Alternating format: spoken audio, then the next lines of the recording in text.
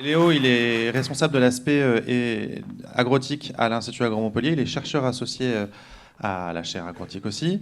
Et toi, avec Léo, tu vas nous permettre de faire un retour sur 10 ans de l'Observatoire des usages du numérique en agriculture. On le rappelle, qui est l'une des actions phares de la chaire, hein, cet ensemble d'études qui permettent d'analyser le taux de déploiement de certains outils, les facteurs clés d'adoption ou de rejet de certaines technologies.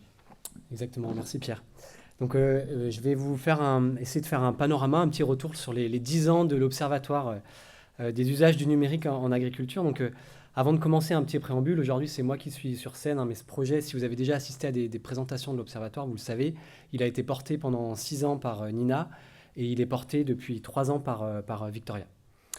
Donc quelle est l'approche, hein, qu'on développe dans l'Observatoire? On essaye de répondre en fait tout simplement à cette question: quels sont les usages des outils numériques en agriculture en France? Et pour ça, on a choisi une approche, enfin, on aurait pu choisir une approche de faire des enquêtes exhaustives auprès des utilisateurs. Nous, on a fait le choix plutôt d'interroger les éditeurs, les distributeurs et de leur poser la question sur la vision qu'eux avaient du marché et d'essayer de comprendre les usages à partir de l'avis des éditeurs et des distributeurs. Donc pour ça, on a fait des études sur les usages sur différentes technologies. Donc quels sont les usages de la télédétection, des smartphones, de la robotique, etc. Ça nous a permis de faire des infographies. Donc on en a fait 17 là, au cours des 10 dernières années. C'est des synthèses qui sont assez visuelles, qui donnent quelques chiffres clés sur les usages de ces technologies. Et puis on a aussi eu des approches plus, on va dire, orthogonales à celle-ci, plutôt par filière.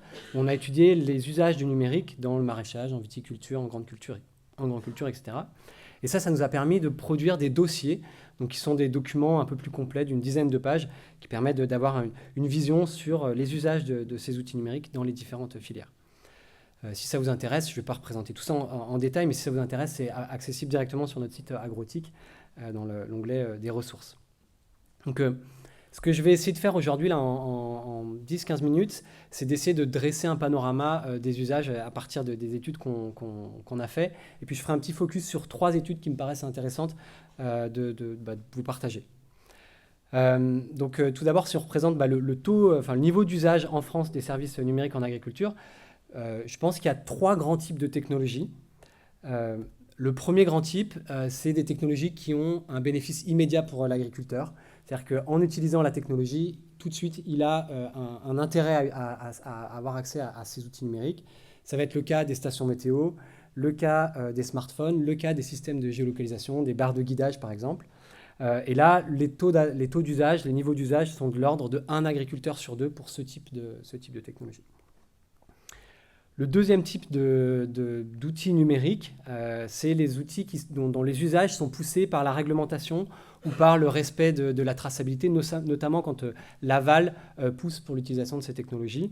C'est par exemple le cas des logiciels de gestion technico-économique, où là on est à peu près à 1 agriculteur sur 4 qui est équipé. C'est le cas aussi des cartes de préconisation d'azote par télédétection, qui permettent notamment de déplafonner la dose d'azote et qui là sont utilisées par 10 à 15% des agriculteurs en grande culture. Et puis il y a un troisième type de technologie d'outils numériques. C'est des outils numériques qui vont être plus complexes ou pour lesquels les bénéfices pour l'agriculteur sont plus difficiles à identifier. Ça va être le cas, par exemple, de la modulation intraparcellaire qui nécessite des outils et puis une logistique qui peut être complexe. C'est le cas aussi de la robotique, notamment en filière végétale, qui nécessite des investissements complexes et puis des modifications agronomiques, logistiques qui peuvent être importantes. Et puis c'est le cas aussi, par exemple, des cartes de résistivité, cartes de conductivité, qui donnent accès à une information, mais qui n'est pas directement une information agronomique utilisable par l'agriculteur.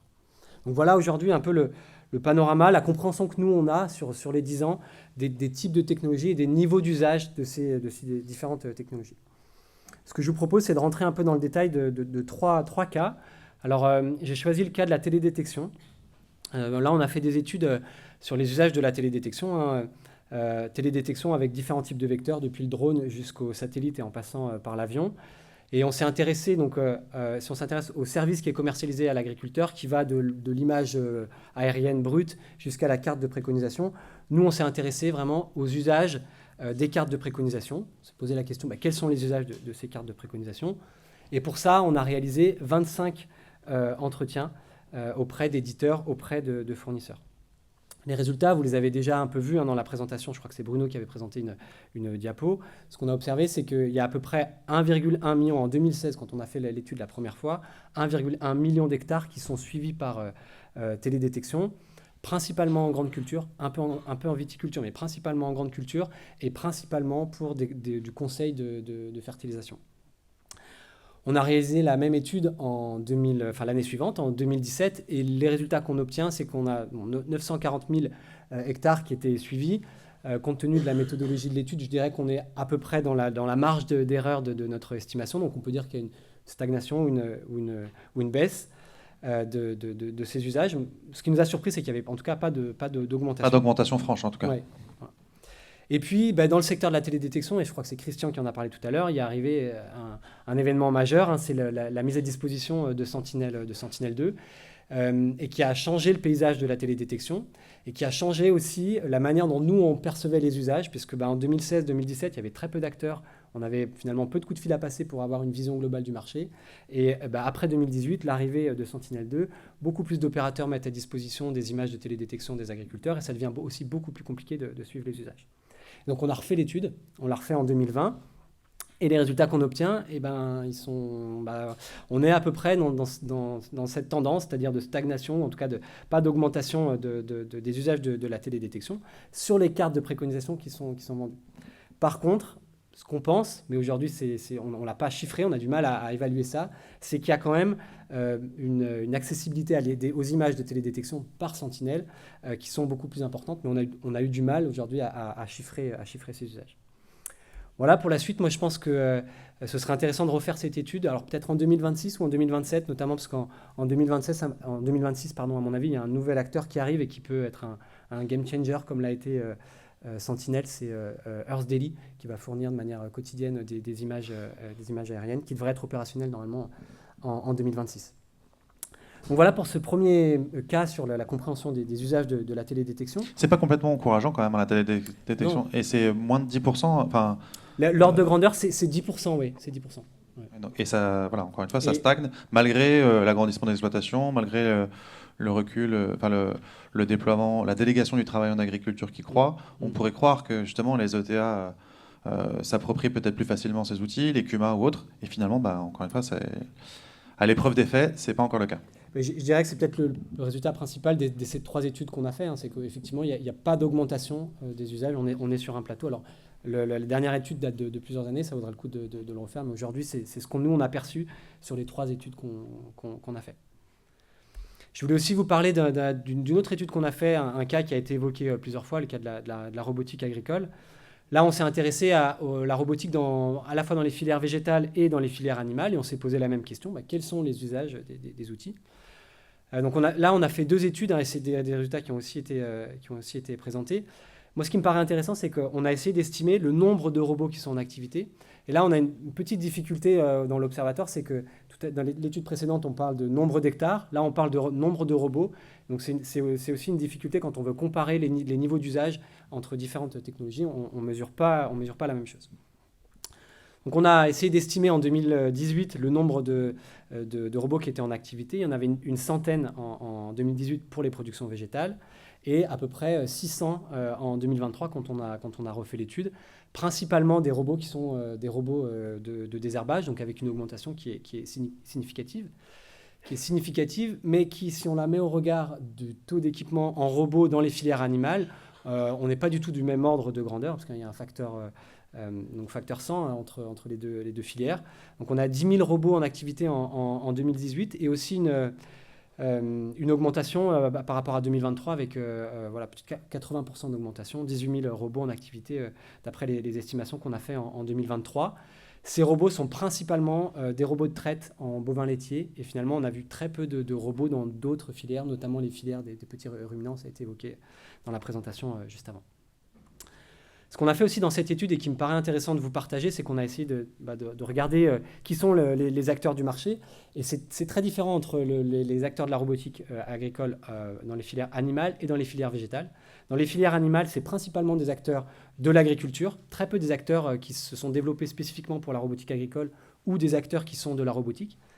Et par contre, dans les productions des filières, dans les robots pour les filières végétales, là, on a un paysage qui est totalement différent avec beaucoup d'acteurs qui sont des acteurs, des startups ou des petites structures qui se sont montées spécifiquement pour la robotique agricole.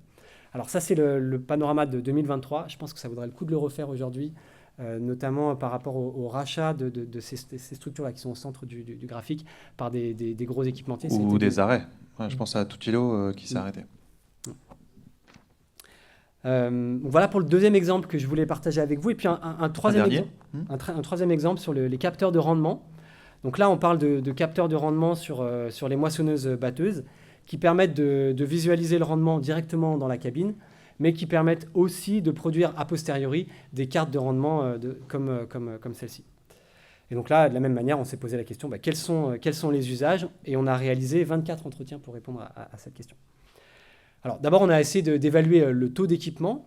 Et les résultats qu'on obtient, c'est que sur les machines neuves qui sont vendues, il y a à peu près 3/4 des machines neuves vendues qui sont équipées. Sauf que si on s'intéresse au parc actuel, c'est-à-dire aux machines qui sont effectivement dans les champs aujourd'hui, l'ordre de grandeur, c'est plutôt 30%. Et ça, c'est dû en fait, au taux de renouvellement des moissonneuses batteuses qui est très faible, parce que l'ordre de grandeur du nombre de moissonneuses batteuses vendues par an, c'est 1000 à 1500 en France. Donc voilà, le taux d'équipement, c'est à peu près 30%. Et on s'est intéressé aux usages de ces capteurs de rendement parmi ceux qui étaient équipés. Et là, on a été aussi un peu surpris, peut-être un peu déçus. Le principal chiffre qui pour moi est marquant, c'est qu'il n'y a finalement aucun usage, ou alors des usages très, très basiques de ces capteurs de rendement qui sont utilisés par l'agriculteur directement dans la machine pour voir en direct le rendement, confirmer un ressenti, mais finalement pas de consolidation, pas de production de cartes a posteriori. Moins de 20% qui s'en servent pour produire des cartes, mais qui sont des cartes papier qui ne sont pas réinjectées dans la console, qui servent surtout à des supports de discussion et notamment finalement un retour à l'agronomie, un retour à la discussion agronomique notamment avec les conseillers agronomes, les techniciens agricoles. Et puis finalement seulement 5%, donc vraiment une toute petite part des utilisateurs qui produisent des cartes de rendement, qui les analysent, qui les croisent avec d'autres sources d'informations, des cartographies de sol par exemple, et qui ensuite les réinjectent dans la console du tracteur pour prendre des décisions et faire des modulations. Donc voilà ce troisième exemple dont je voulais vous parler. Et puis peut-être pour conclure de manière générale sur l'observatoire et ce que ça a pu nous apporter dans la compréhension des usages du numérique en agriculture. Je pense que c'est un outil collectif. Je ne l'ai pas dit en introduction, mais je pense que c'est évident. L'observatoire, il est porté par la chaire agrotique et il est cofinancé aussi par l'Institut de convergence Digitag. Il y a beaucoup d'acteurs qui contribuent à la définition des types d'études, des études qu'on a fait dans l'observatoire. Et je pense que ça nous a permis de construire une vision globale avec des données qui sont imparfaites. J'ai évoqué plusieurs imperfections dans les données, mais qui, à mon sens, sont utiles. On a été très, très surpris par la reprise des études de l'Observatoire qui ont été très souvent reprises, notamment dans la presse technique et même parfois dans la presse généraliste. Et puis, je voulais terminer en disant merci aux contributeurs, parce que si on a pu produire toutes ces études, c'est parce que sur chaque étude, on a interrogé plusieurs dizaines d'experts qui nous ont partagé leur vision. Donc, si on a raconté des bêtises dans les études de l'Observatoire, n'hésitez pas à venir nous le dire. C'est aussi comme ça que se construisent les résultats. Et puis, si on vous appelle, n'hésitez pas à répondre. À décrocher, exactement. Voilà, merci à tous pour votre attention. Un grand merci, Léo. Allez, c'est le moment des réactions. Arnaud est avec nous, il peut revenir sur scène. Comment ça vous fait réagir ce qu'on se dit là? Ces résultats qui ne sont pas que complètement enthousiasmants, encore une fois, sur le taux de déploiement du numérique pour l'agriculture. Est-ce que ça, alors, sauf en élevage, on l'a dit, qui depuis toujours est peut-être plus moteur dans l'adoption de ces technologies, et peut-être aussi parce que c'est des environnements qui sont plus contrôlés quand on parle d'élevage en bâtiment. Est-ce que c'est les agris qui sont réfractaires, quand la critique qu'on pourrait leur faire un peu facile et trop rapide probablement? Est-ce que c'est les technos qui ne sont pas adaptés? Comment vous réagissez à cela? Qui se lance? Gilbert. Et ensuite là-haut, monsieur.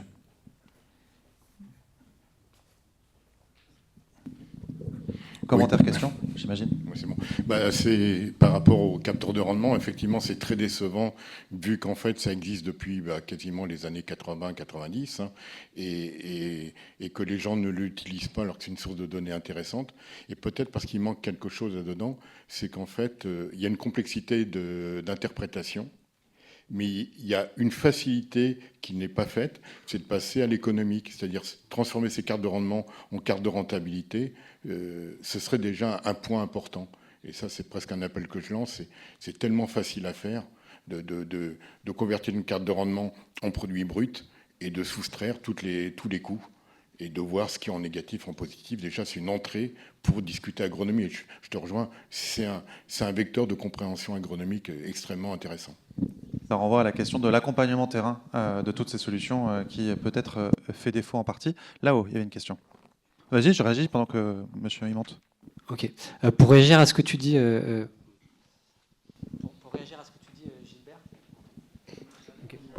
Okay. Pour réagir à ce que tu dis, Gilbert, nous on a dans l'étude sur les capteurs de rendement, on a aussi essayé d'évaluer quels étaient les freins et les facteurs d'adoption.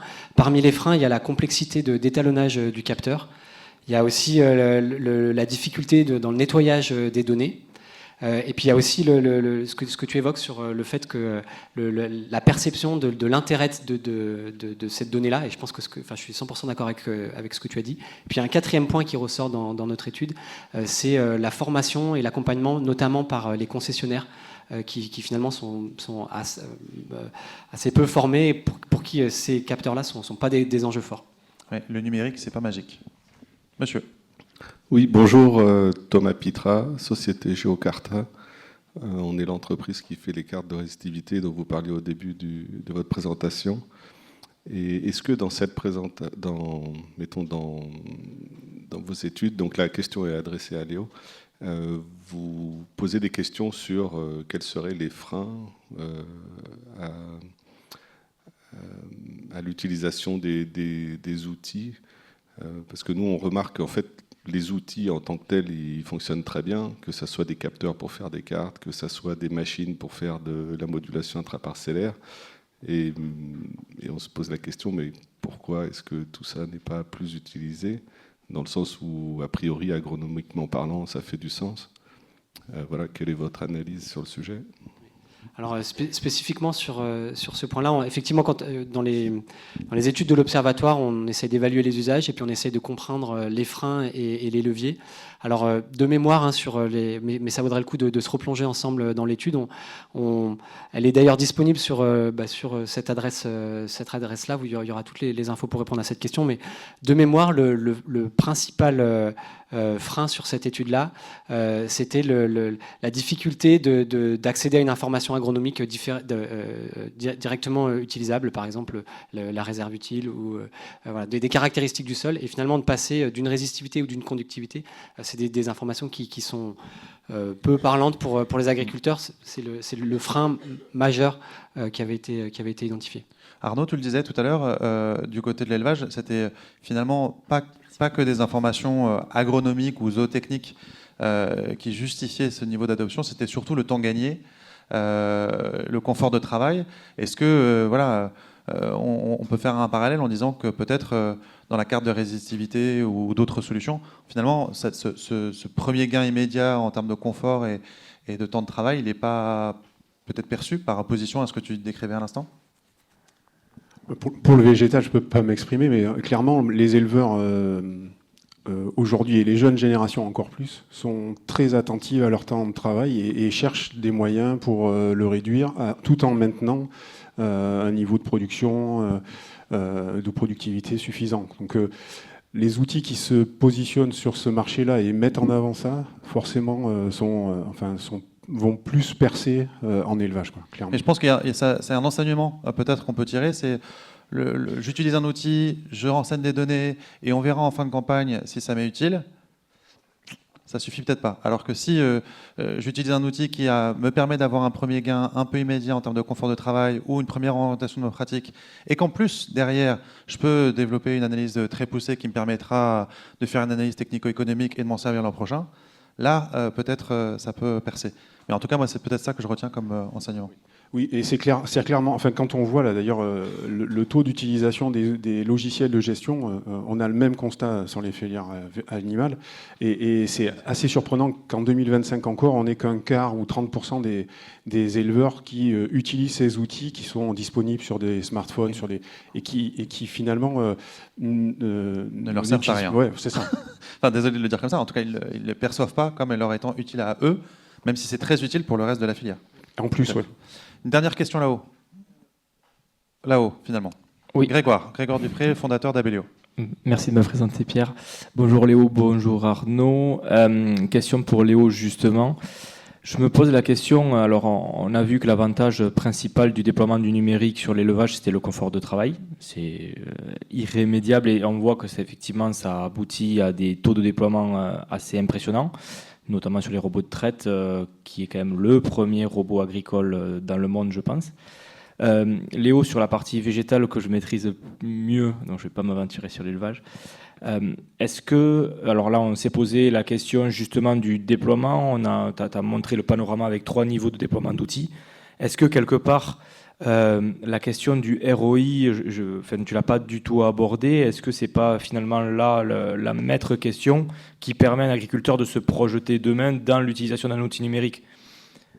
Est-ce que justement tous les outils, et ça fait écho, alors je suis désolé, j'ai oublié votre prénom là-bas, sur la partie carte de résistivité, est-ce que finalement c'est pas le ROI la clé du succès en production végétale ? Et la perception rapide de ce retour sur investissement.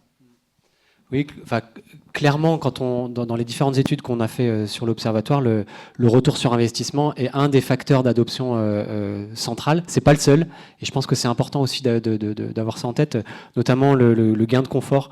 Ça fait aussi partie des facteurs d'adoption. Mais oui, clairement, en particulier dans un contexte économique aujourd'hui qui est contraint. Oui, c'est clair. Merci beaucoup à tous les deux.